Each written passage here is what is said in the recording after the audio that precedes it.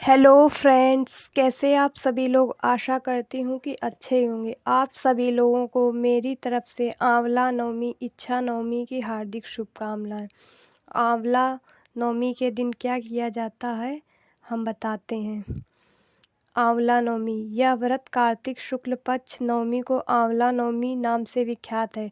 सतयुग का प्रारंभ भी इसी दिन हुआ था। इस तिथि को गौ, सुवर्ण वस्त्र आदि दान देने से ब्रह्म हत्या जैसे महापातक से भी छुटकारा मिल जाता है। इस दिन आंवले के वृक्ष की पूजा की जाती है। पूजन के विधान में प्रातः स्नान करके शुद्धात्मा से आंवले के वृक्ष के नीचे पूर्व दिशा की ओर उन्मुख होकर षोडशोपचार पूजन करना चाहिए। फिर उसकी जड़ में दुग्ध धारा गिराकर चारों ओर कच्चा सूत लपेटे तथा कर्पूर वर्तिका से आरती करते हुए 7 बार परिक्रमा करें। आंवला वृक्ष के नीचे ब्राह्मण भोजन तथा दान देने का विशेष फल है। कथा। काशी नगरी में बहुत धर्मात्मा, दानी तथा निसंतान एक वणिक था। वे पति पत्नी दोनों संतान के अभाव में दिनों दिन कातर तथा मलिन होते जाते थे। कुछ समय पश्चात वैश्य की पत्नी ने एक स्त्री से कहा, यदि तुम किसी पराये लड़के की बलि भैरव के नाम से कर दो तो यह पुत्र कामना अवश्य पूरी होगी। यह बात वैश्य के पास पहुंची। उसने अस्वीकार कर दिया, लेकिन सखी की बात वैश्य की पत्नी भूली नहीं।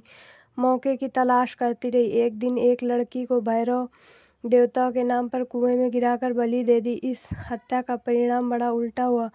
लाभ की जगह उसके सारे बदन में कोढ़ बहने लगा तथा लड़की की प्रेतात्मा उसे सताने लगी। ऐसे परेशानी देखकर वैश्य ने इसका कारण अपनी पत्नी से पूछा। तब उसने सारी कहानी शुरू से आखिरी तक कह सुनाई। ऐसा जानकर वैश्य ने हत्यारिन, पापिन आदि शब्दों से काफ़ी मर्माहत किया तथा बताया कि गोवध, ब्राह्मणवध तथा बालवध करने वाले के लिए इस प्रकार में कभी ठिकाना नहीं।